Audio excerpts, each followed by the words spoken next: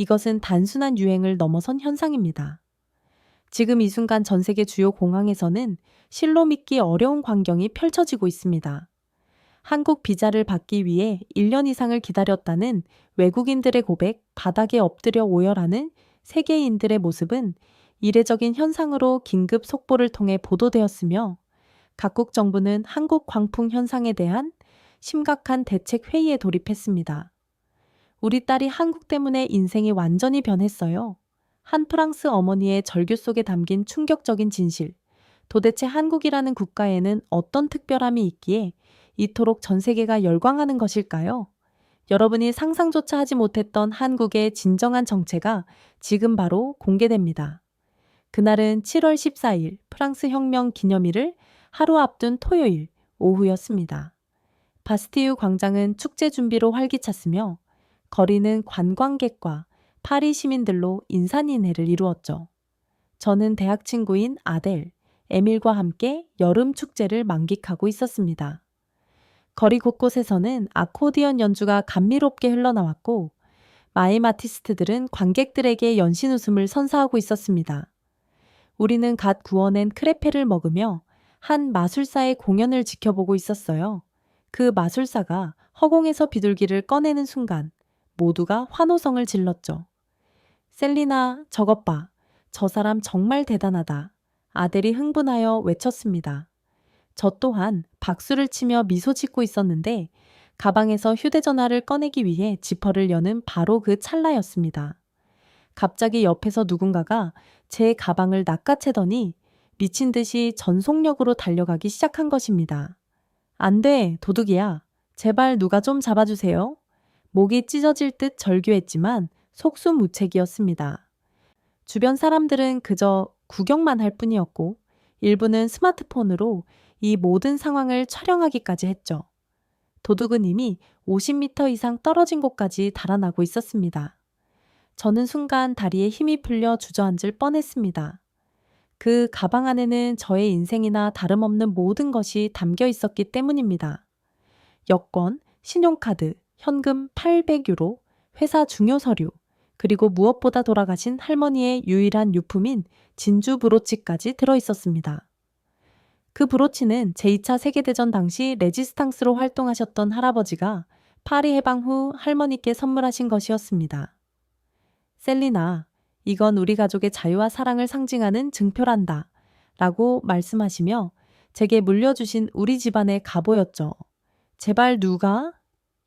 무릎이 꺾일 것 같았고 눈앞이 하얗게 변하고 있었습니다. 바로 그때였습니다. 걱정 마십시오. 제가 잡겠습니다. 갑자기 제 옆을 스치며 한 남자가 총알처럼 튀어나갔습니다. 동양인이었는데 키는 그리 크지 않았지만 달리는 속도가 실로 경이로웠습니다. 마치 올림픽 단거리 육상선수 같았죠. 그는 놀라운 가속도로 도둑과의 거리를 순식간에 좁혀갔습니다. 주변 사람들은 우와, 마니피크, magnifique, 쿵푸다, 슈퍼히어로야 라며 감탄사를 연발했죠. 불과 몇 초 만에 그는 도둑 바로 옆까지 따라붙었습니다.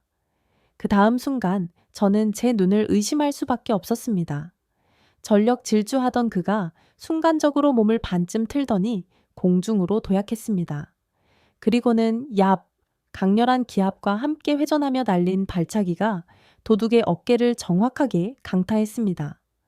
도둑은 그대로 바닥에 굴러떨어졌고 제 가방은 허공으로 솟구쳤다가 그의 손에 안정적으로 안착했죠. 광장 전체가 순간 정적에 휩싸였다가 곧 폭발적인 환호성이 터져나왔습니다. 브라보, 인크로아블, 인크로에블, 슈퍼 영웅이야. 수백 명의 사람들이 일제히 기립 박수를 치기 시작했습니다. 누군가는 휘파람을 불었고 어떤 아이는 아이언맨이다 라고 외쳤습니다. 그는 도둑이 일어나지 못하도록 발로 완벽하게 제압한 채 주변 사람들에게 유창하고 완벽한 프랑스어로 말했습니다. 경찰을 불러주십시오. 이 사람을 인계해야 합니다. 그리고는 제게 달려와 가방을 건네주었습니다. 괜찮으십니까? 많이 놀라셨죠? 다치신 곳은 없으신가요? 그제야 저는 그의 얼굴을 제대로 볼 수 있었습니다. 짙은 갈색 눈, 부드러운 미소, 그리고 이마에 맺힌 땀방울. 이상하게도 그 순간 제 심장이 멈춘 듯 했습니다. 어떻게 그 발차기는 대체? 태권도입니다.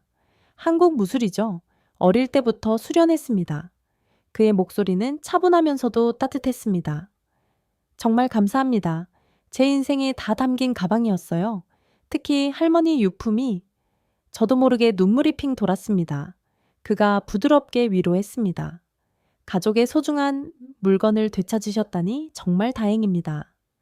한국에서는 이런 일이 당연한 도리입니다. 어려운 처지에 놓인 사람을 보면 그냥 지나치지 않는 것이 인지상정이죠.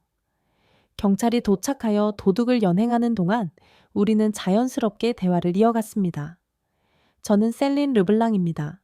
파리에서 태어났고 마케팅 회사에 재직 중입니다. 이준서입니다. 한국에서 왔습니다. 파리 공과대학에서 로봇공학을 연구하고 있습니다. 한국이요?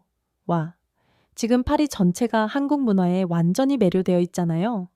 저희 회사도 한국 시장 진출 준비로 난리예요. 그가 수줍게 웃었습니다. 과장하신 겁니다. 한국이 뭐 그렇게 특별하겠습니까?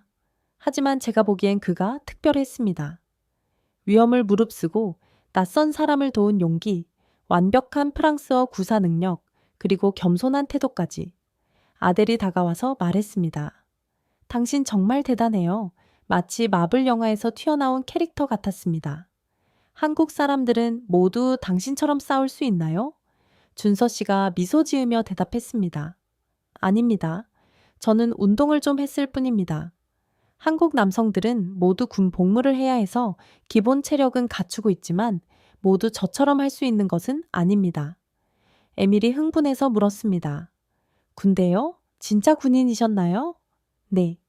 2년 동안 복무했습니다. 공군이었습니다. 공군! 전투기 조종사? 아닙니다. 전자전 장비를 다루는 임무를 수행했습니다. 요즘은 사이버 전쟁 시대이기도 해서요. 우리는 1시간 넘게 서서 이야기를 나누었습니다. 준서 씨는 로봇공학 박사 과정 중이며 인공지능과 의료 로봇을 연구한다고 했습니다. 게다가 피아노 연주에도 능하며 프랑스 문학도 좋아한다고 하더군요. 어떻게 그렇게 다재다능하실 수 있어요? 한국은 경쟁이 매우 치열한 사회라서요. 하나만 잘해서는 생존하기 어렵습니다. 하지만 저는 그저 배우는 것을 즐기는 편입니다. 헤어지기 전 준서 씨가 조심스럽게 물었습니다. 혹시 제가 파리 생활에 대한 조언을 좀 구할 수 있을까요? 여기 온 지 6개월 되었는데 아직도 적응이 안 되는 부분이 많아서요. 가끔 커피라도 마시면서 제 얼굴이 화끈 달아올랐습니다. 물론이죠. 제 번호 드릴게요. 언제든지 연락하세요. 집으로 돌아가는 메트로 안에서 아델이 팔꿈치로 저를 쿡 찔렀습니다. 셀리나, 내 얼굴 좀 봐. 완전히 사랑에 빠졌잖아. 아니야. 그냥 고마운 사람일 뿐이야. 하지만 제 손은 계속 휴대전화를 만지작거리고 있었죠. 언제 그에게서 연락이 올까 기다리면서 말입니다. 일주일 후 운명은 우리를 다시 만나게 했고, 그때부터 제 인생의 진정한 모험이 시작되었습니다. 정확히 일주일 후 금요일 저녁이었습니다. 저는 몽마르트르 언덕 아래 숨어있는 작은 재즈바 블루문에 있었습니다. 이곳은 매주 금요일마다 아마추어 연주자들을 위한 오픈 마이크를 여는데 저와 친구들의 단골 장소였습니다. 셀리나, 오늘 연주자들 수준이 꽤 높네. 아델이 레드 와인을 한 모금 마시며 말했습니다.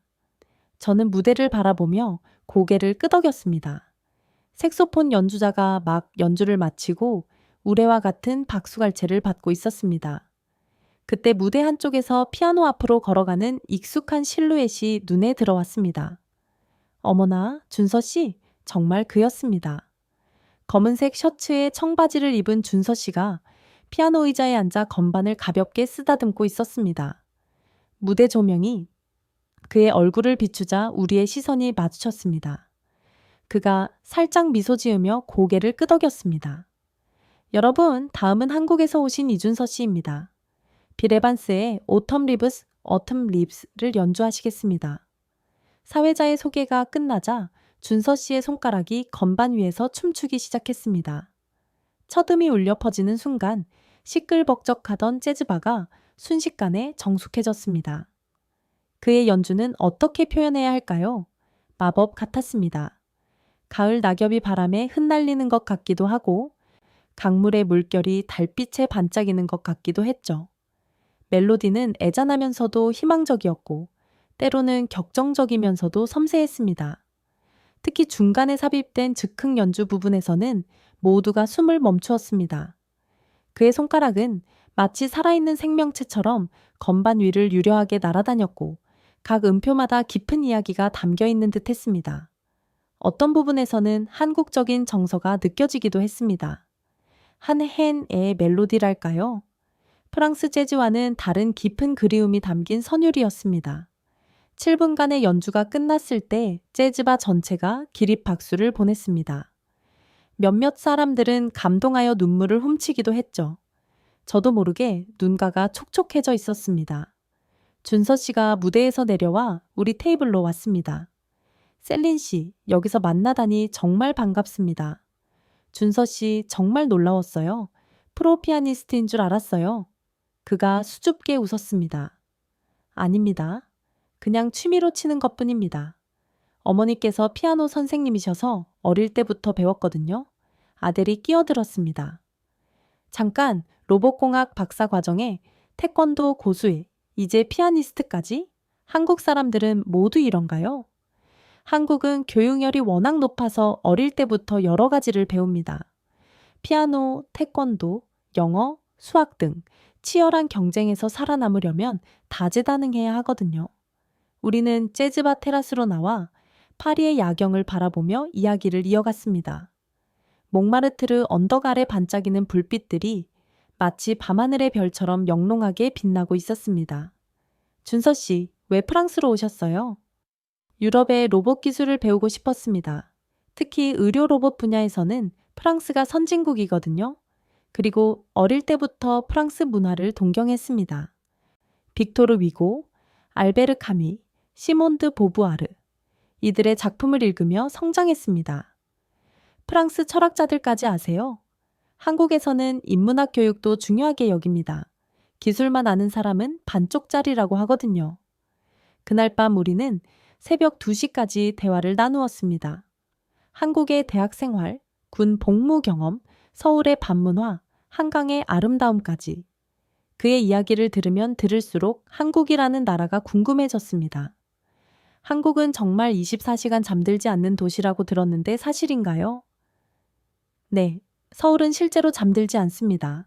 새벽 3시에도 치킨 배달이 가능하고 편의점은 당연히 24시간 운영하며 찜질방이나 PC방도 밤새 문을 열어둡니다. PC방이요? PC는 컴퓨터를 뜻하는 PC입니다. 한국은 e스포츠 강국이거든요. 프로게이머가 연봉 수십억 원을 버는 나라입니다. 수십억 원이요? 유로로 환산하면 수백만 유로는 되겠죠. 에밀이 놀라서 말했습니다. 게임으로 그런 거액을 번다고요? 프랑스에서는 상상도 못할 일입니다. 한국은 이미 10년 전부터 e스포츠를 정식 스포츠로 인정했습니다. 심지어 아시안 게임의 정식 종목이기도 합니다. 헤어질 시간이 되었을 때 준서 씨가 조심스럽게 물었습니다. 다음 주에 시간 괜찮으십니까? 제가 한국 음식을 직접 만들어 드릴게요. 프랑스 친구들이 김치찌개를 먹어보고 싶다고 해서 집에서 파티를 열려고 합니다. 제 심장이 쿵쿵거렸습니다. 정말요? 꼭 갈게요. 집으로 돌아오는 택시 안에서 아델이 말했습니다. 셀리나, 이 남자 정말 특별해.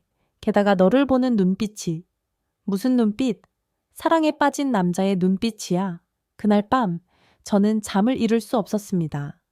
준서 씨의 피아노 선율이 계속 귓가에 맴돌았고 그의 깊은 눈동자가 자꾸만 떠올랐거든요. 그리고 일주일 후에 있을 한국 음식 파티가 너무나도 기대되었습니다. 하지만 그때는 알지 못했습니다. 이 만남이 우리 가족 전체를 뒤흔들 거대한 변화의 시작이었다는 것을 말입니다. 한국 음식 파티는 실로 환상적이었습니다.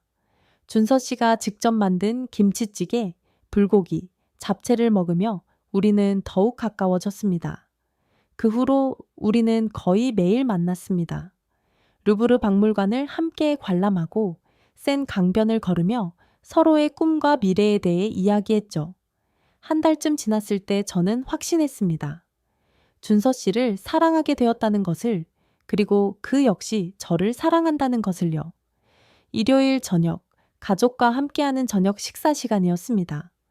저는 용기를 내어 말을 꺼냈습니다. 아빠, 엄마, 제가 지금 교제하는 사람이 있어요. 아버지가 와인잔을 내려놓으며 관심을 보였습니다. 전 파리경찰청 총경 출신인 아버지장 르블랑은 항상 권위적이고 보수적인 분이셨죠. 누구냐? 어디서 일하는 청년인가? 파리 공대 연구원이에요. 로봇공학 박사 과정 중이고요. 오, 괜찮은 이력이군. 이름은? 이준서요. 순간 식탁이 조용해졌습니다. 이 아시아 이름인가? 네. 한국 사람이에요. 아버지의 표정이 굳어졌습니다. 한국, 북한을 말하는 거냐? 남한을 말하는 거냐? 당연히 남한이죠, 아빠. 셀리나. 한국은 아직도 분단 국가다. 전쟁이 언제 터질지 모르는 위험한 곳이야. 아빠. 그건 70년 전 이야기예요. 지금 한국은 세계 10위권의 경제대국이에요. 아버지가 단호하게 고개를 저었습니다. 그래도 안 돼. 문화 차이가 너무 크다. 동양 남자들은 가부장적인 경향이 있어. 여자를 무시하고 집안일은 모두 여자가 해야 한다고 생각하지. 준서 씨는 전혀 그렇지 않아요. 오히려 요리도 잘하고 집안일도 능숙하게 처리해요. 지금은 그렇게 보여도 결혼하면 달라진다. 그리고 그쪽 가족은 어떻겠어? 프랑스 며느리를 순순히 받아들일까? 어머니 소르본, 대학 철학과 교수가 중재에 나섰습니다. 어머니는 아버지보다는 개방적인 분이셨죠. 장, 일단 만나보고 판단해도 늦지 않잖아요. 여보, 당신은 너무 낭만적이야. 국제 결혼이 얼마나 어려운지 알아? 언어도 다르고 음식도 다르고 종교도 다를 수 있어. 준서 씨는 프랑스어를 완벽하게 구사해요. 그리고 종교는 없다고 했어요. 아버지가 단호하게 말했습니다. 어쨌든 안 된다. 프랑스에는 좋은 청년이 얼마나 많아왔는데 왜 하필 한국 사람이야. 더 이상 그 사람 만나지 마. 셀리나, 이건 명령이다. 저는 눈물을 참으며 방으로 뛰어들어갔습니다. 너무 억울하고 답답했죠. 아버지는 준서 씨를 한 번도 만나보지 않고 편견으로 판단하고 계셨습니다. 다음 날 준서 씨에게 이 사실을 털어놓았습니다. 그는 의외로 담담했습니다. 이해합니다. 저희 부모님도 비슷하게 반응하실 겁니다. 정말요? 한국 부모님들도 국제 결혼을 걱정하시거든요. 특히 서양 여성들이 김치 냄새를 싫어한다고 생각하시죠? 난 김치 좋아하는데 준서 씨가 부드럽게 웃었습니다. 압니다. 하지만 부모님 세대는 다르게 생각하시죠? 시간이 필요합니다. 천천히, 하지만 꾸준히 저희의 진심을 보여드리면 언젠가는 마음을 여실 거예요. 어떻게 그렇게 낙관적일 수 있어요? 한국 속담에 정성이 지극하면 하늘도 감동한다는 말이 있습니다. 진심은 언젠가 통하게 되어 있습니다. 그의 침착함과 인내심이 오히려 저를 더 애타게 만들었습니다. 이런 훌륭한 사람을 왜 아버지는 이해하지 못하는 걸까요? 하지만 운명은 곧 우리에게 특별한 기회를 주었습니다. 아버지의 마음을 돌릴 수 있는 예상치 못한 사건이 일어난 것이죠. 2주일이 지난 토요일 아침이었습니다. 저는 아버지와 함께 마레지구의 전통시장에 장을 보러 갔습니다. 은퇴 후 요리에 심취하신 아버지는 매주 토요일 이곳에서 신선한 재료를 사는 것을 즐기셨습니다. 셀리나, 오늘은 부야베스를 만들 거다. 신선한 해산물을 잘 골라야 해. 우리는 생선가게 앞에서 랍스터와 홍합을 고르고 있었습니다. 그때 갑자기 앞쪽에서 소란이 일어났습니다. 안 돼. 80대로 보이는 노부인 한 분이 무거운 장바구니를 들다가 균형을 잃고 쓰러질 뻔했습니다. 순식간에 바구니에서 과일과 채소들이 쏟아져 나왔죠. 사람들은 그저 지나치거나 구경만 할 뿐이었습니다. 노부인은 떨리는 손으로 흩어진 물건들을 주우려 했지만 허리를 굽히기도 힘들어 보였습니다. 바로 그때 어디선가 한 청년이 달려왔습니다. 마담, 괜찮으십니까? 제가 도와드릴게요. 준서 씨였습니다. 그는 재빨리 노부인을 부축하고 바닥에 떨어진 물건들을 하나하나 정성스럽게 주워 담았습니다. 오, 정말 고마워요, 젊은이. 요즘은 이렇게 친절한 사람이 없는데. 당연히 도와드려야죠. 혼자 이 무거운 것을 어떻게 드십니까? 제가 차까지 들어다 드릴게요. 준서 씨는 노부인의 무거운 장바구니 2개를 번쩍 들어 올렸습니다. 그리고는 노부인의 팔을 부드럽게 부축하며 천천히 걸었습니다. 노부인의 걸음 속도에 완벽하게 맞추면서요. 젊은이? 프랑스 사람이 아닌 것 같은데. 네, 한국에서 왔습니다. 아, 한국. 내 남편이 한국전쟁 때 유엔군으로 참전했었지. 1951년이었나? 지리산 전투에서 다리를 다쳤어. 한국은 그때 정말 가난했다고 하던데 지금은 어떤가? 이제는 많이 발전했습니다. 프랑스에 정말 감사하고 있습니다. 그때 도와주신 덕분에 지금의 한국이 있는 것입니다. 노부인이 감동한 표정으로 준서 씨를 바라봤습니다. 정말 고마운 마음을 아직도 기억하고 있구나. 한국 사람들은 은혜를 잊지 않습니다. 프랑스는 우리의 은인이시죠. 준서 씨가 노부인을 차까지 모시는 동안 저와 아버지는 멍하니 그 광경을 지켜봤습니다. 아버지의 표정이 매우 복잡해 보였죠. 노부인이 차에 타시기 전에 준서 씨의 손을 꼭 잡으며 말했습니다. 젊은이, 당신 부모님이 정말 자랑스러워 하실 거예요. 이렇게 착한 아들을 두셨으니. 준서 씨가 겸손하게 인사했습니다. 과찬이십니다. 건강하세요, 마담. 노부인이 떠나고 준서 씨가 우리를 발견했습니다. 순간 그의 얼굴이 굳어졌죠. 셀린 씨, 그리고 아버님. 아버지가 어색하게 인사를 받았습니다. 안녕하세요. 방금 노부인 도와주는 것 잘 봤습니다. 참 친절하시네요. 아닙니다. 당연한 도리를 했을 뿐입니다.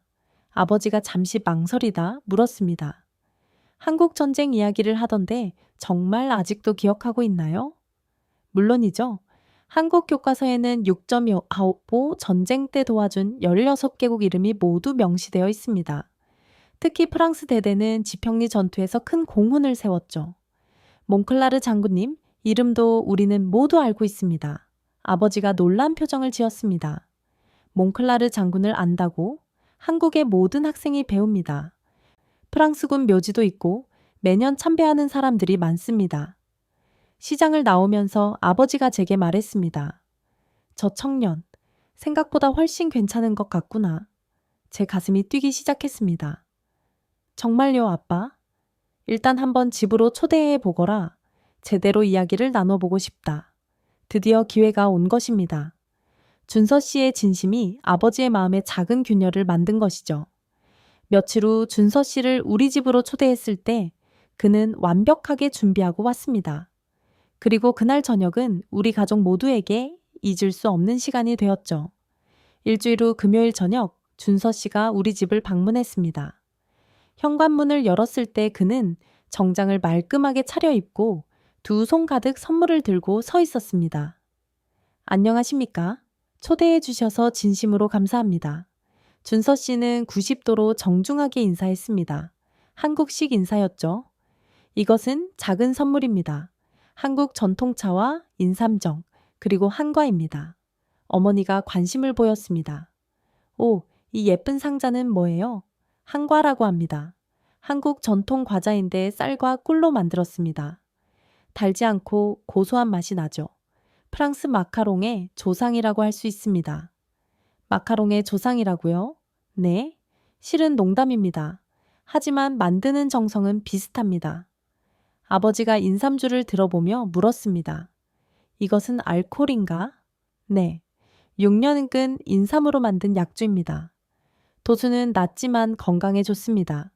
프랑스 코냑처럼 식후에 조금씩 드시면 좋겠습니다. 저녁 식사가 시작되었습니다. 어머니가 정성껏 준비한 코코뱅과 그라탱이 차려졌죠. 준서군, 프랑스 음식이 입에 맞나요? 정말 훌륭합니다. 어머님께서 셰프이신가요? 어머니가 기뻐하며 웃었습니다. 아니에요. 그냥 취미로 하는 거예요. 아버지가 본격적인 질문을 시작했습니다. 준서군, 자네가 35년간 경찰로 일했다는 이야기를 들었나? 네, 알고 있습니다. 실로 존경스럽습니다. 시민의 안전을 그렇게 오랜 기간 지키셨다니. 한국의 치안은 어떤가? 세계 최고 수준입니다. 범죄율이 정말 낮죠. 특히 여성들이 밤에 혼자 다녀도 안전합니다. 새벽에도 조깅하는 여성들이 많습니다. 정말인가? 파리는 요즘 밤에 위험한 곳이 많은데. 한국은 CCTV가 촘촘하게 설치되어 있고 경찰 순찰도 자주 돕니다. 그리고 시민의식도 높아서 서로 돕는 문화가 정착되어 있죠. 아버지가 고개를 끄덕였습니다. 군대는 갔다 왔다고? 네, 공군에서 2년 복무했습니다. 공군이라 어떤 임무를 수행했나? 전자전 장비를 다뤘습니다. 적의 레이더를 교란하고 우리 전투기를 보호하는 임무였죠. 꽤 전문적인 일이군. 힘들지 않았나? 힘들었지만 많은 것을 배웠습니다. 책임감, 동료애, 그리고 인내심을요. 한국 남자들은 모두 이 과정을 거치면서 성숙해집니다. 어머니가 끼어들었습니다. 준서군, 로봇공학, 연구는 구체적으로 어떤 내용인가요? 준서 씨의 눈이 반짝였습니다. 수술 보조 로봇을 개발하고 있습니다. 의사의 손떨림을 보정하고 미세한 수술을 도와주는 로봇이죠. 파킨슨병, 환자의 뇌수술 같은 정밀한 수술에 사용될 예정입니다. 와, 정말 인류에게 도움이 되는 연구네요. 감사합니다. 한국은 의료기술과 로봇기술이 모두 발달하여 이 분야에서 선두주자가 되려고 노력하고 있습니다. 아버지가 와인을 따르며 물었습니다. 한국의 미래를 어떻게 보나? 솔직히 말씀드리면 정말 밝다고 판단합니다. K-pop, K-드라마, K-푸드. 이제 전 세계가 한국 문화에 열광하고 있지 않습니까? 기술력 또한 세계 최고 수준이고요.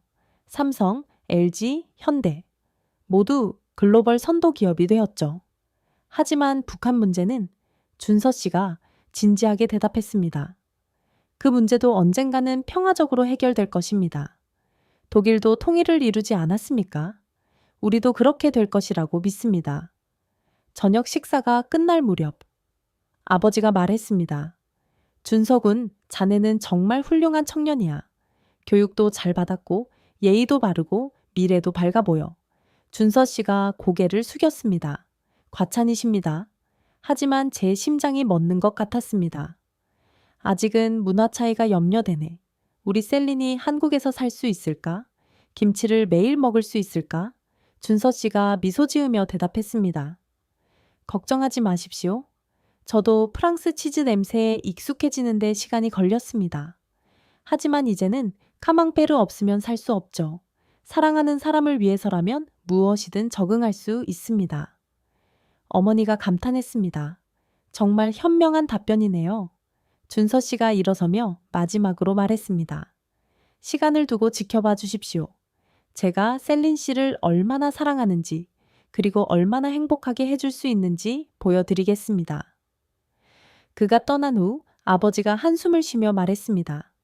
저 청년 마음에 드는구나. 하지만 여전히 걱정이야.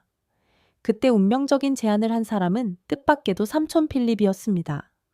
다음 주 일요일 원래 가족 모임이 있었습니다. 삼촌 필립은 보르도에서 올라왔죠. 삼촌은 르노 자동차 회사의 임원으로 5년간 일본 닛산과의 합작 프로젝트를 위해 도쿄에서 근무했던 경험이 있었습니다. 점심을 먹으며 자연스럽게 준서 씨 이야기가 나왔습니다. 셀린이 한국 청년을 만난다고? 흥미롭군. 아버지가 걱정스럽게 말했습니다. 필립, 자네는 아시아에서 살아봤으니 알겠지. 문화 차이가 얼마나 큰지. 삼촌이 고개를 저었습니다. 장, 그건 과거의 이야기야. 특히 한국은 달라. 내가 도쿄에서 만난 한국 비즈니스맨들을 보고 정말 놀랐어. 뭐가 놀라웠는데? 일단 영어 실력이 일본인들보다 훨씬 뛰어나. 그리고 사고방식이 완전히 글로벌해. 유럽 문화도 잘 알고 비즈니스 매너도 완벽하고. 그래도 생활 방식은 다르지 않나. 삼촌이 웃었습니다. 작년에 삼성전자 프랑스 지사장을 만났는데 그 사람이 뭐라고 했는지 알아? 이제는 프랑스 젊은이들이 한국으로 일하러 간다고. 파리보다 서울이 훨씬 기회가 많다고 하더라. 어머니가 놀랐습니다. 정말이에요? 그럼 한국 대기업들이 유럽 인재들을 엄청난 연봉으로 스카우트하고 있어. 특히 엔지니어들이나 디자이너들을 연봉이 파리의 2배는 넘어. 아버지가 믿기 힘들다는 표정을 지었습니다. 한국이 그 정도로 발전했다고? 한국은 이제 우리가 알던 그 나라가 아니야. 지난달 파이낸셜 타임즈를 봤어. 한국이 혁신 지수 세계 1위야. 미국도 추월했어. 삼촌이 휴대전화를 꺼내 사진을 보여줬습니다. 이것 봐. 작년에 서울 출장 갔을 때 찍은 건데 강남이라는 곳이야. 사진 속 서울은 정말 미래 도시 같았습니다. 초고층 빌딩들, 화려한 넌사인, 그리고 한강의 아름다운 야경. 이게 서울이라고? 그래, 그리고 여기 봐. 지하철역이야. 스크린도어, 무료 와이파이, 그리고 여간의 쇼핑몰. 파리 메트로와는 차원이 달랐어. 삼촌이 계속 말했습니다. 그리고 한국 사람들의 교육 수준은 정말 경이로워. 대학 진학률이 80%가 넘는다고 해. 프랑스보다 훨씬 높지. 그래도 동양 남자들은 가부장적이잖아. 그것도 편견이야. 내가 만난 젊은 한국 남자들은 오히려 프랑스 남자들보다 더 신사적이야. 여자친구 가방 들어주고, 문 열어주고, 기념일 다 챙기고. 어머니가 웃었습니다. 프랑스 남자들이 배워야겠네요. 삼촌이 결정적인 제안을 했습니다. 내 생각엔 직접 가서 보는 게 가장 좋을 것 같아. 한국에 가보자. 내가 대한항공 마일리지가 많이 쌓여 있어. 한국 왕복 여정은 내가 부담할게. 한국까지 가자고. 그래. 백문이 불여일견 바이웬 브루이젠이잖아. 직접 보고 판단해. 셀린의 인생이 걸린 문제인데 편견으로만 판단하면 안 되지. 아버지가 한참 고민하다가 말했습니다. 좋아, 가보자. 그 청년의 나라가 어떤 곳인지 직접 확인해 보겠어. 제 가슴이 뛰기 시작했습니다. 드디어 가족들이 한국을 직접 볼 기회가 생긴 것입니다. 준서 씨에게 이 소식을 전했을 때 그는 정말 기뻐했습니다. 정말이세요? 가족분들이 한국에 오신다고요? 응. 다음 달에 일주일 정도 여행할 것 같아. 제가 모든 일정을 완벽하게 짜드리겠습니다. 우리 부모님도 정말 기뻐하실 거예요. 그렇게 우리 가족의 한국 여행이 결정되었고, 그것은 우리 모두의 인생을 바꿔놓은 놀라운 경험이 되었습니다. 드디어 그날이 왔습니다. 우리 가족은 파리 샤를 드골 공항에서 대한항공 직항편을 탔습니다. 11시간의 비행 끝에 인천국제공항에 도착했을 때 우리 모두는 입을 다물 수 없었습니다. 이게 공항이야? 아버지가 놀라서 중얼거렸습니다. 인천공항은 정말 미래에서 온 듯했습니다. 천장은 유리로 되어 있어 햇빛이 쏟아져 들어왔고 곳곳에 설치된 대형 스크린에서는 K-팝 뮤직비디오가 흘러나왔죠. 여기 봐. 삼촌 필립이 흥분해서 가리켰습니다. 로봇이 청소하고 있어. 정말이었습니다. 자율주행 청소 로봇이 스스로 바닥을 닦고 있었죠. 그리고 안내 로봇이 우리에게 다가왔습니다. 안녕하십니까? 무엇을 도와드릴까요? 로봇이 완벽한 프랑스어로 말했습니다. 어머니가 깜짝 놀랐습니다. 로봇이 프랑스어를 해. 입국 심사는 더욱 놀라웠습니다. 우리는 자동 입국 심사대로 안내받았는데 얼굴 인식만으로 10초 만에 통과했습니다. 파리에서는 1시간은 기다려야 하는데 아버지가 믿기 힘들다는 표정이었습니다. 수화물을 찾고 나오니 준서 씨가 기다리고 있었습니다. 환영합니다. 잘 오셨어요? 준서 씨, 이 공항은 정말 믿을 수 없어요? 어머니가 감탄했습니다. 이제 시작일 뿐입니다. 진짜는 이제부터입니다. 공항에서 나가는 길에 우리는 또 한 번 놀랐습니다. 공항철도가 공항 바로 아래에 연결되어 있었고 프랑스어 안내방송이 나왔죠. 서울까지 43분이면 도착해요. 시속 100m씩 km/h로 달리거든요. 기차 안은 더욱 충격적이었습니다. 모든 좌석에 USB 충전 포트와 무료 와이파이가 있었고 심지어 각 좌석마다 개인 스크린이 있었습니다. 이건 비행기 비즈니스석 같은데 삼촌이 놀랐습니다. 이게 일반석입니다. 요금도 4유로 정도밖에 안 합니다. 4유로? 파리공항 철도는 15유로인데 서울역에 도착해서 밖으로 나왔을 때 우리는 모두 할 말을 잃었습니다. 거대한 스카이라인, 번쩍이는 유리 빌딩들, 그리고 산 위에 우뚝 솟은 남산타워. 저게 남산타워예요.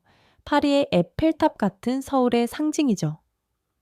준서 씨가 우리를 데려간 호텔은 강남에 있었습니다. 호텔 로비에 들어서자마자 또 한 번 충격을 받았습니다. 안녕하십니까?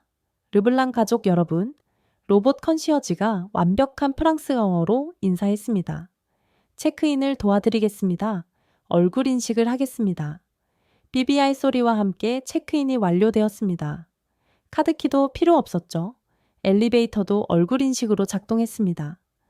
방에 들어가니 더 놀라운 것이 있었습니다. 창밖으로 보이는 서울의 야경이 정말 장관이었습니다. 셀리나, 이것 봐. 아버지가 창가에 서서 말했습니다. 저 불빛들 좀 봐. 파리보다 훨씬 크고 밝아. 저녁에 준서 씨가 우리를 명동으로 데려갔습니다. 밤 10시인데도 거리는 사람들로 가득했습니다. 이 시간에도 이렇게 많은 사람이? 어머니가 놀랐습니다. 서울은 24시간 도시입니다. 새벽 3시에도 배달 음식을 주문할 수 있고 편의점은 당연히 24시간 운영됩니다. 우리는 거리를 걸으며 구경했습니다. 화장품 가게마다 프랑스 관광객들이 가득했고 모든 가게에 프랑스어 안내문이 있었습니다. 저기 좀 보세요. 삼촌이 가리켰습니다. 프랑스 명품 브랜드 샤넬 매장 앞에 한국 사람들이 100m 넘게 줄을 서 있었습니다. 새 제품 출시일입니다. 한국이 세계 명품 시장 3위입니다. 프랑스 다음이 한국이라고? 아닙니다. 중국, 미국 다음이 한국입니다. 프랑스는 5위입니다. 아버지가 충격받은 표정이었습니다. 더 놀라운 건 치안이었습니다. 새벽 12시가 넘었는데도 젊은 여성들이 혼자 걸어 다니고 있었습니다. 이 시간에 여자 혼자 다녀도 안전한가? 아버지가 물었습니다. 물론이죠. 여기 CCTV 보이시죠? 5m마다 설치되어 있습니다. 그리고 경찰 순찰도 자주 돕니다. 실제로 우리는 10분 동안 경찰 순찰차를 3번이나 봤습니다. 호텔로 돌아가는 길에 준서 씨가 편의점에 들렀습니다. 이것이 한국의 편의점입니다. 들어가는 순간 우리는 또 놀랐습니다. 작은 가게인데 없는 게 없었습니다. 신선한 과일, 갓 만든 도시락, 심지어 와인과 샴페인까지. 여기서 공과금도 낼 수 있고 택배도 보낼 수 있고 은행 업무도 볼 수 있어요. 이 작은 가게에서? 네. 한국의 편의점은 작은 은행이자 우체국이자 레스토랑입니다. 호텔 방으로 돌아온 아버지가 말했습니다. 셀리나, 나는 한국을 완전히 오해하고 있었어. 이것은 우리가 상상도 못한 수준이야. 어머니도 덧붙였습니다. 파리가 19세기에 머물러 있다면 서울은 22세기를 살고 있는 것 같아. 다음 날부터 우리는 더 많은 충격을 경험하게 됩니다. 그리고 마침내 준서 씨의 가족을 만났을 때 우리는 한국의 진정한 매력이 무엇인지 깨닫게 되었죠. 다음 날 아침 우리는 호텔 조식을 먹으며 또 한 번 놀랐습니다. 한식, 양식, 일식, 중식이 모두 준비되어 있었는데 퀄리티가 미슐랭 레스토랑 수준이었습니다. 이 김치라는 게 아침부터 먹는 음식이야? 아버지가 조심스럽게 맛을 봤습니다. 네, 한국인들은 하루 3끼 모두 김치를 먹습니다. 의외로 아버지가 마음에 들어 했습니다. 응, 발효 음식이네. 우리 치즈랑 비슷한 원리야. 건강에 좋을 것 같은데. 오전에는 경복궁을 방문했습니다. 거대한 궁궐과 정교한 단청에 모두가 감탄했죠. 이게 600년 전에 지어졌다고? 어머니가 놀랐습니다. 네. 하지만 한국 전쟁 때 많이 파괴되어서 복원한 것입니다. 전쟁의 상처를 이렇게 완벽하게 복구하다니. 근위병 교대식을 보는데 프랑스 관광객 단체가 옆에 있었습니다. 가이드가 프랑스어로 설명하고 있었죠. 한국은 5,000년 역사를 가진 나라입니다. 수많은 침략을 받았지만 한 번도 다른 나라를 침략한 적이 없는 평화를 사랑하는 민족이죠. 삼촌이 감동받은 표정으로 말했습니다. 프랑스와는 정반대네. 우리는 계속 다른 나라를 침략했잖아. 점심은 인사동에서 먹었습니다. 전통차 집에서 전통차와 떡을 맛봤죠. 이 오미자차 정말 독특해요. 어머니가 감탄했습니다. 5가지 맛이 난다니. 준서 씨가 설명했습니다. 한국에는 수백 가지 전통차가 있습니다. 모든 차에 약효가 있죠. 오후에는 홍대로 갔습니다. 젊음의 거리답게 활기가 넘쳤죠. 와, 저기 봐. 삼촌이 가리켰습니다. 거리에서 케이팝 댄스 배틀이 열리고 있었습니다. 프랑스, 미국, 일본, 태국, 전 세계 젊은이들이 모여서 한국 춤을 추고 있었죠. 저 프랑스 애들도 있네. 아버지가 놀랐습니다. 정말이었습니다. 파리에서 온 대학생들이 BTS 춤을 완벽하게 추고 있었죠. 안녕하세요. 한 프랑스 여학생이 우리를 알아보고 다가왔습니다. 프랑스에서 오셨어요? 응. 파리에서 왔어. 너는? 저는 리옹에서 왔어요. 한국 대학에 교환학생으로 왔어요. 어때? 한국 생활이? 최고예요. 파리로 돌아가고 싶지 않아요. 여기는 너무 안전하고 재미있고 사람들도 친절해요. 저녁이 되자 준서 씨가 우리를 이태원으로 데려갔습니다. 국제적인 분위기의 거리였죠. 여기는 세계 음식을 다 먹을 수 있어요. 프랑스 레스토랑도 많고요. 우리는 한국식 바비큐 레스토랑에 갔습니다. 테이블에서 직접 고기를 구워 먹는 시스템이 신기했죠. 이것이 삼겹살이에요. 한국인들이 가장 사랑하는 고기죠. 아버지가 한 입 먹고는 감탄했습니다. 이거 정말 맛있네. 프랑스 베이컨보다 훨씬 부드럽고 고소해. 상추에 싸서 먹는 방법을 배우는 것도 재미있었습니다. 이렇게 채소와 함께 먹으니 느끼하지도 않고 건강한 것 같아. 어머니가 만족스러워 했습니다. 식사 후 우리는 한강공원으로 갔습니다. 밤 11시인데도 수천 명의 사람들이 나와 있었습니다. 이 시간에 이렇게 많은 사람들이? 아버지가 또 놀랐습니다. 한강은 서울 시민들의 쉼터예요. 치킨 배달 시켜서 먹고 자전거 타고 운동하고 실제로 치킨 배달부가 자전거를 타고 공원 안까지 배달하는 모습을 봤습니다. 공원 안까지 배달이 된다고? 한국의 배달 문화는 세계 최고예요. 산꼭대기든 해변 가든 어디든 배달됩니다. 반포대교의 달빛 무지개 분수쇼가 시작되었습니다. 음악에 맞춰 형형색색의 물줄기가 춤추는 모습에 모두가 환호했습니다. 파리생 강보다 훨씬 로맨틱한데 어머니가 감탄했습니다. 그때 옆에서 프로포즈하는 커플을 봤습니다. 남자가 무릎 꿇고 반지를 내밀자 주변 사람들이 모두 박수를 쳤죠. 한국 남자들 정말 로맨틱하네. 어머니가 준서 씨를 힐끗 보며 말했습니다. 밤 12시가 넘어 호텔로 돌아가는 길, 우리는 놀라운 광경을 또 목격했습니다. 대학생들이 거리에서 치킨을 먹으며 공부하고 있었던 것입니다. 저 학생들 뭐 하는 거야? 내일 시험이 있나 봐요. 한국 학생들은 정말 열심히 공부합니다. 카페도 새벽까지 열어요. 정말로 24시간 운영하는 카페가 있었고 아는 공부하는 학생들로 가득했습니다. 새벽에도 공부를 하다니 아버지가 감탄했습니다. 이래서 한국이 이렇게 발전한 거구나. 호텔로 돌아오는 택시 안에서 아버지가 말했습니다. 셀리나, 이제 알겠어. 왜 전 세계 젊은이들이 한국으로 오는지. 이곳은 정말 기회의 땅이야. 안전하고 활기차고 미래지향적이고. 그럼 이제 준서 씨와의 결혼을 허락하시는 거예요? 아버지가 미소 지었습니다. 일단 그의 가족을 만나보자. 이런 훌륭한 나라에서 자란 사람들이 어떤지 궁금하구나. 다음 날 우리는 드디어 준서 씨의 부모님을 만나게 되었고 그것은 또 다른 감동의 시간이었습니다.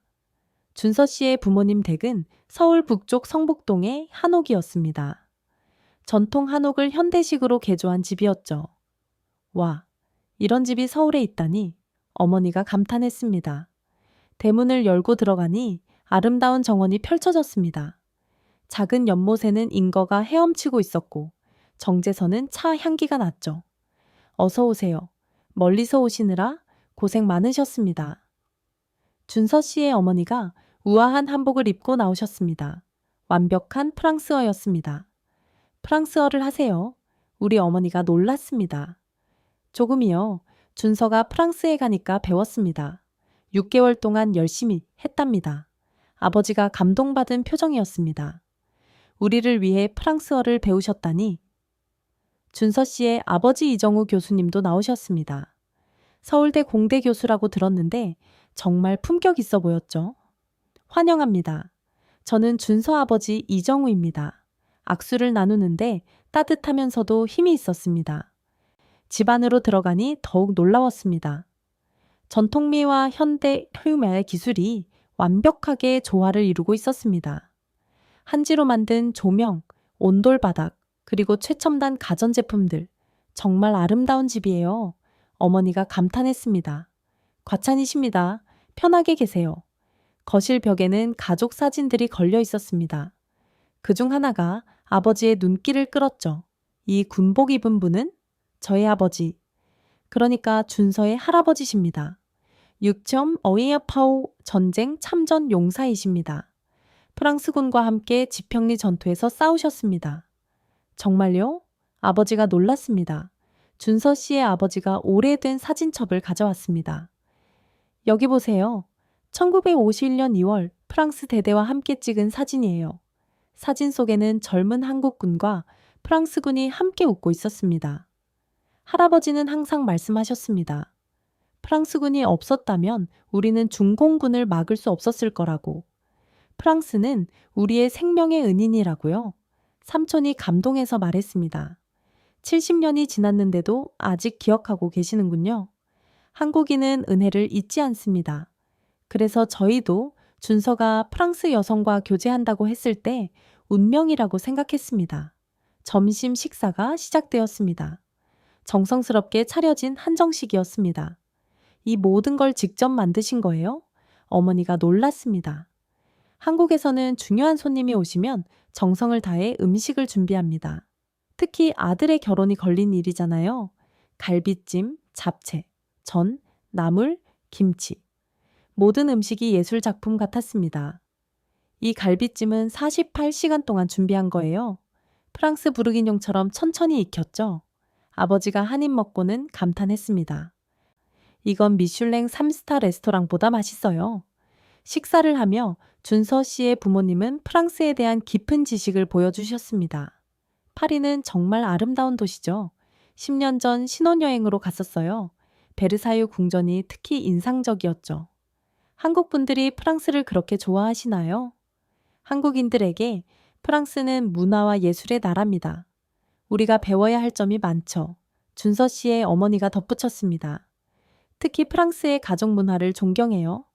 일과 삶의 균형, 긴 점심시간, 가족과 함께하는 저녁. 한국도 이제 그런 문화를 배우려고 노력하고 있습니다. 식사 후 준서 씨의 아버지가 서재로 안내했습니다. 여기 좀 보세요. 서재 한쪽 벽이 온통 프랑스 책들로 가득했습니다. 빅토르 위고, 알렉상드르 뒤마, 사르트르, 카미. 프랑스 문학을 이렇게 많이 읽으셨어요? 우리 아버지가 놀랐습니다. 한국 지식인들은 프랑스 철학과 문학을 필수로 읽습니다. 자유, 평등, 박애의 정신은 우리도 추구하는 가치죠. 그때 준서 씨의 여동생 민서 씨가 들어왔습니다. 안녕하세요. 저는 준서 오빠 동생 민서예요. 파리 정치대학에서 유학 중이에요. 파리 정치대학이라니 어머니가 놀랐습니다. 그곳은 프랑스 최고 엘리트 학교인데, 네, 정말 어려웠어요. 하지만 한국 학생들이 꽤 많아요. 이제 한국 학생 없으면 파리 대학들이 곤란할 정도래요. 오후에는 다 같이 차를 마시며 이야기를 나눴습니다. 셀린 씨는 정말 아름다운 분이네요. 준서가 왜 그렇게 사랑하는지 알겠어요. 준서 씨의 어머니가 따뜻하게 말했습니다. 과찬이십니다. 준서 씨야말로 정말 훌륭한 분이에요. 준서 씨의 아버지가 진지하게 말했습니다. 혹시 결혼하시면 어디서 사실 계획이신가요? 아버지가 대답했습니다. 그건 젊은이들이 결정할 일이겠죠.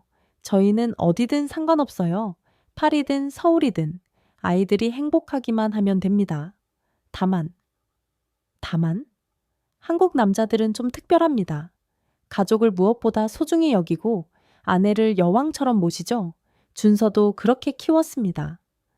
실제로 준서 씨가 어머니를 대하는 모습을 보니 정말 그랬습니다.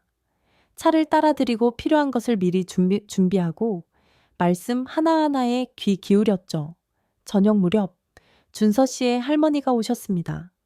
85세라고는 믿기지 않을 정도로 정정하셨죠. 프랑스에서 오셨다면서요? 정말 고마워요. 할머니가 갑자기 우리 아버지 손을 잡으셨습니다. 프랑스가 우리를 도와주지 않았다면 우리는 지금 이렇게 살 수 없었을 거예요. 그 은혜를 평생 잊지 못해요.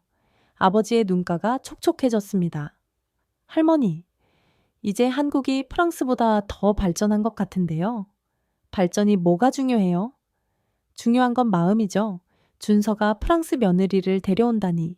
이게 다 인연이에요. 헤어질 시간이 되자 준서 씨의 부모님이 선물을 주셨습니다. 작은 선물입니다. 한복인데 셀린 씨 사이즈로 맞췄어요.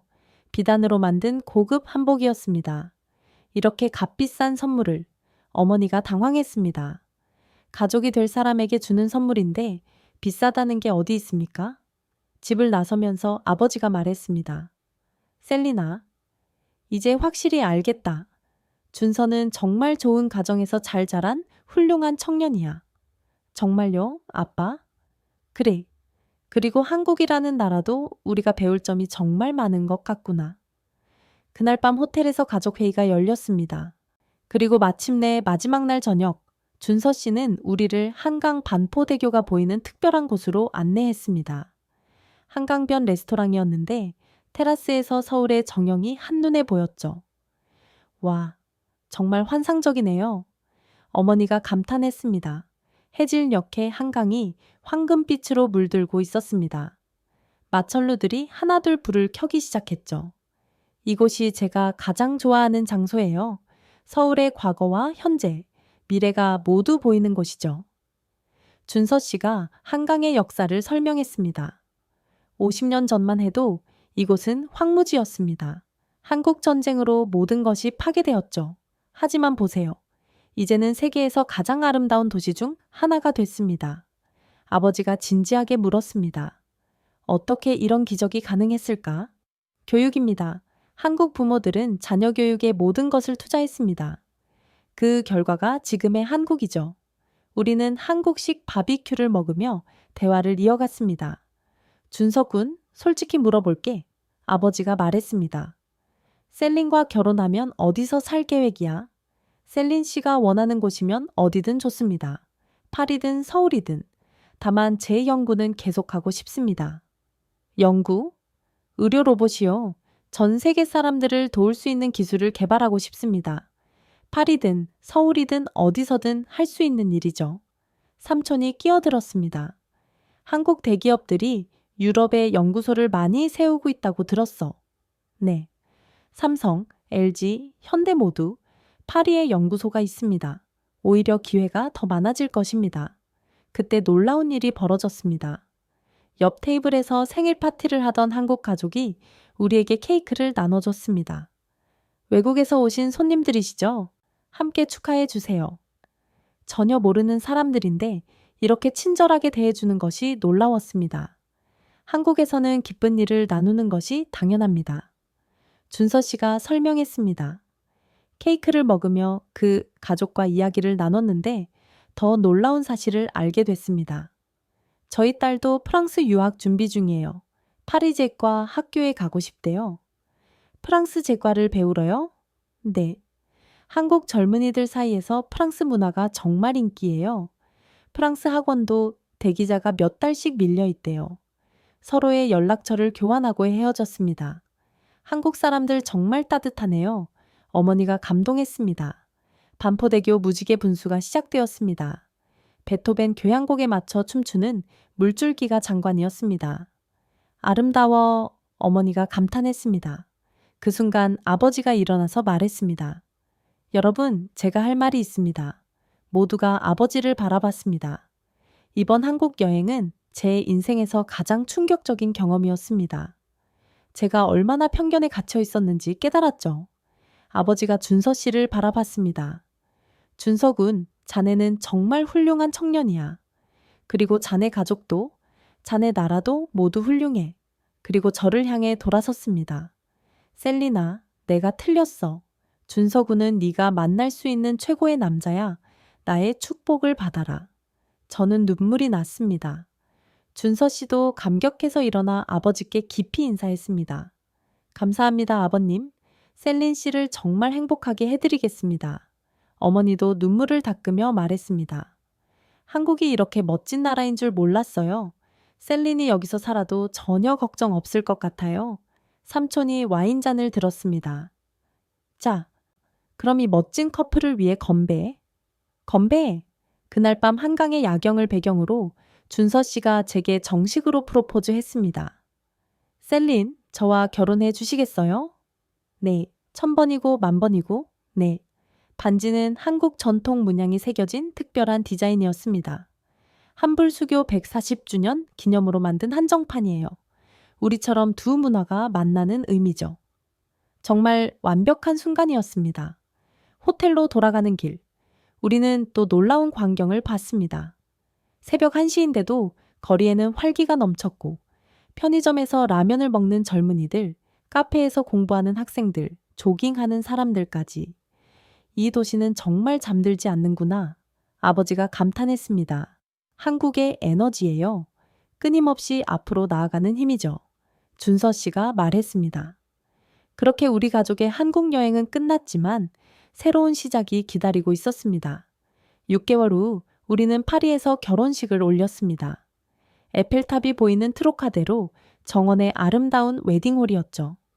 놀라운 건 하가에게 절반이 한국에서 온 분들이었다는 것입니다. 준서 씨의 가족, 친척, 친구들이 무려 70명이나 파리로 왔죠. 한국에서 이렇게 많은 분들이? 어머니가 놀랐습니다. 한국에서는 결혼식이 정말 중요한 행사예요. 가족의 경사니까요. 준서 씨의 어머니가 설명했습니다. 더 놀라운 건 한국 하객들이 모두 프랑스어로 간단한 인사를 준비해 왔다는 것입니다. 봉주르, 트레 부아야주, 트레보 보야지. 비록 서툰 발음이었지만 진심이 담긴 프랑스어 인사에 프랑스 하객들이 감동했죠. 결혼식은 동서양의 아름다운 조화였습니다. 제가 한복을 입고 입장하자 모두가 감탄했습니다. 오라, 오라라, 마니피크. 그리고 준서 씨가 프랑스 정장을 완벽하게 소화한 모습도 멋있었습니다. 줄에는 프랑스 신부님과 한국 목사님이 함께 하셨습니다. 두 분 모두 상대국 언어로 축사를 해주셨죠. 하이라이트는 축하 공연이었습니다. 준서 씨의 대학 동기들이 준비한 K-팝 공연이 시작되자 웨딩홀이 클럽으로 변했습니다. BTS의 다이너마이트가 울려 퍼지자 프랑스 하객들도 모두 일어나 춤을 췄습니다. 80세 할머니부터 5세 꼬마까지 모두가 하나가 되었죠. 이게 바로 한국 파워야. 삼촌 필립이 신나게 춤추며 외쳤습니다. 더 감동적인 건 준서 씨 친구들이 준비한 샹송 공연이었습니다. 샹젤리제 슈포 샴페어 선포에리제를 완벽한 프랑스어로 불렀죠. 한국 사람들이 우리 노래를 이렇게 잘 부르다니 프랑스 하객들이 감격했습니다. 피로연에서는 한식과 프랑스 요리가 함께 나왔습니다. 김치와 푸아그라, 불고기와 에스카르고, 막걸리와 샴페인의 조화가 완벽했습니다. 특히 준서 씨의 할머니가 직접 담근 김치를 프랑스 하객들이 맛보고는 극찬했습니다. 이건 예술이야. 프랑스 치즈만큼 깊은 맛이 나. 그때 깜짝 선물이 도착했습니다. 한국 대통령과 프랑스 대통령의 축전이었습니다. 두 나라의 아름다운 인연을 축하합니다. 여러분의 결혼이 한불 우호의 상징이 되기를 바랍니다. 모두가 놀라고 감동했습니다. 삼촌 필립이 축사를 했습니다. 오늘 우리는 단순한 결혼식이 아닌 두 문화의 축제를 보고 있습니다. 한국과 프랑스, 동양과 서양이 이렇게 아름답게 만날 수 있다는 걸 증명했습니다. 준서 씨의 아버지도 프랑스어로 축사를 하셨습니다. 70년 전 프랑스는 한국을 도왔습니다. 오늘 우리 가족은 프랑스 가족과 하나가 되었습니다. 이것이 진정한 우정이고 사랑입니다. 밤이 깊어가자 한국 전통 공연이 시작되었습니다. 사물놀이 팀이 등장하자 강렬한 북소리가 웨딩홀을 가득 채웠죠. 잉크로압을 프랑스 하객들이 리듬에 맞춰 박수를 쳤습니다. 신기한 건 사물놀이 리듬에 프랑스 아코디언이 합류했다는 것입니다. 동서양 악기의 즉흥협연이 시작된 거죠. 이건 정말 역사적인 순간이야. 음악평론가인 프랑스 하객이 감탄했습니다. 새벽 2시까지 파티는 계속되었습니다. 한국 하객들이 준비한 떡과 프랑스 하객들이 준비한 마카롱을 나눠 먹으며 모두가 하나가 되었죠. 한국 사람들 정말 신나게 노는구나. 아버지가 감탄했습니다. 프랑스 사람들도 만만치 않네요. 준서 씨의 아버지가 화답했습니다. 결혼식이 끝나고 많은 프랑스 하객들이 제게 다가와 말했습니다. 한국에 꼭 가보고 싶어졌어. 이렇게 멋진 문화를 가진 나라라니. 실제로 그 후 6개월 동안 우리 결혼식에 참석했던 프랑스 친구 중 절반이 한국을 방문했습니다. 신혼여행은 당연히 한국과 프랑스 두 곳에서 보냈죠. 그리고 그때 우리는 놀라운 광경을 목격하게 됩니다. 결혼 1년 후 우리는 다시 인천공항에 있었습니다. 이번엔 준서 씨의 국제로봇공학 학회 참석차 한국을 방문한 것이었죠. 공항에 도착하자마자 우리는 놀라운 광경을 목격했습니다. 셀리나, 저것 좀 봐. 준서 씨가 가리켰습니다. 입국장에는 끝없는 줄이 늘어서 있었는데 전 세계 각국에서 온 젊은이들이었습니다. 실리콘밸리보다 판교가 더 기회가 많대. 미국 청년이 친구에게 말하고 있었습니다. 나는 삼성에서 인턴십 하려고 왔어. 여기서 경력을 쌓으면 어디서든 인정받는데 독일 청년이 대답했습니다. K-뷰티 배우러 왔어요. 한국 화장품 기술은 세계 최고예요. 일본 여성이 흥분해서 말했습니다. BTS 프로듀서가 되는 게 꿈이에요. 브라질 청년이 외쳤습니다. 우리는 공항 카페에 앉아 이 놀라운 광경을 지켜봤습니다. 1년 전보다 외국인이 훨씬 많아진 것 같아 준서 씨가 말했습니다. 실제로 카페 종업원에게 물어보니 하루 평균 10만 명의 외국인이 입국한다고 했습니다. 특히 20, 30대가 70%였습니다. 다들 한국에서 꿈을 찾으러 오는 것이죠. 우리가 서울 시내로 가는 공항철도를 탔을 때 더 놀라운 대화를 들었습니다. 파리 패션 위크? 이제 서울 패션 위크가 대세야. 프랑스 패션 디자이너가 말했습니다. 맞아.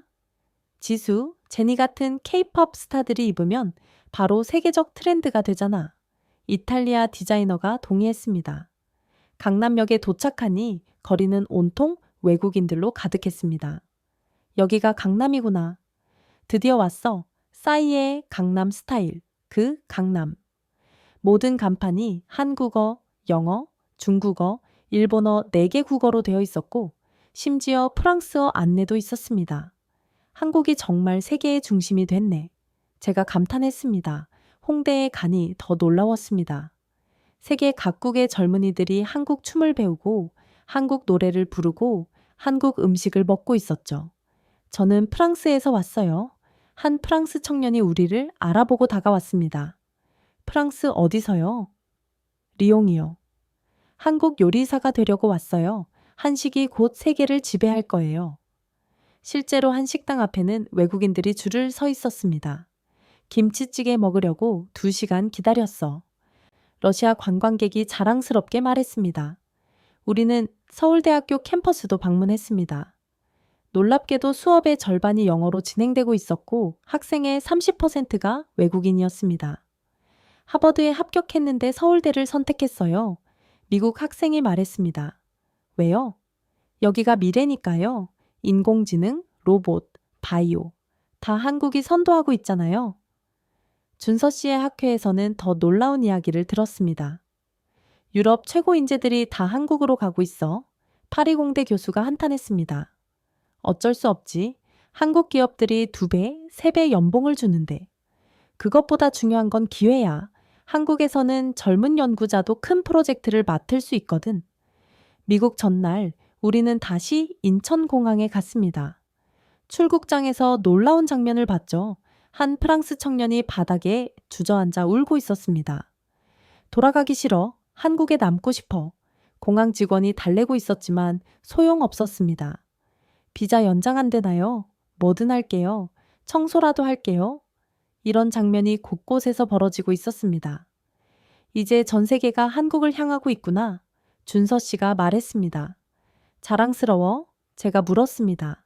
자랑스럽기도 하고 책임감도 느껴집니다. 이렇게 많은 사람들이 한국에 희망을 걸고 있으니까요. 비행기를 타기 전 우리는 공항 라운지에서 뉴스를 봤습니다.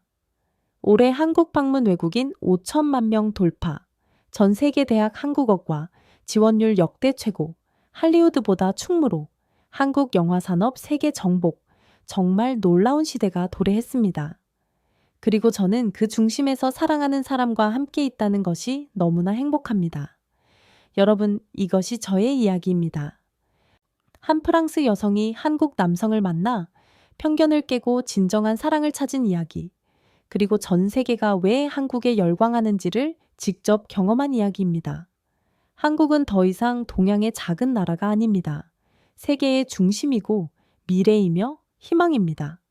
만약 여러분도 한국을 경험할 기회가 있다면 절대 주저하지 마십시오. 여러분의 인생이 완전히 새로운 방향으로 바뀔 것입니다. 사랑하는 준서 씨와 함께 파리와 서울을 오가며 사는 저는 두 문화의 훌륭한 다리가 되어 실로 행복합니다. 감사합니다. 메르시 복구, 멜치 복구. 감사합니다. 지금까지 프랑스 여성 셀린과 한국 남성 준서의 감동적인 사랑 이야기는 어떠셨습니까? 뿌리 깊은 편견을 넘어선 진정한 사랑, 그리고 한국의 놀라운 매력과 잠재력을 여러분께서도 깊이 느끼셨기를 바랍니다. 이러한 감동적인 이야기가 여러분의 삶에도 긍정적인 힘과 영감을 주었다면 주저하지 마시고 좋아요와 구독 버튼을 꼭 눌러주십시오. 그리고 특별히 이 영상을 널리 공유해 주시길 간곡히 부탁드립니다. 전 세계에 한국의 진정한 가치와 문화를 알리고 문화적 장벽을 넘는 사랑의 무한한 가능성을 널리 전파하기 위해서입니다. 여러분의 작은 공유 하나가 누군가에게는 인생을 완전히 변화시키는 계기가 될 수 있습니다. 다음에도 더욱 깊고 감동적인 이야기로 여러분을 찾아뵙겠습니다. 지금까지 코리아 원더풀 채널이었습니다. 감사합니다.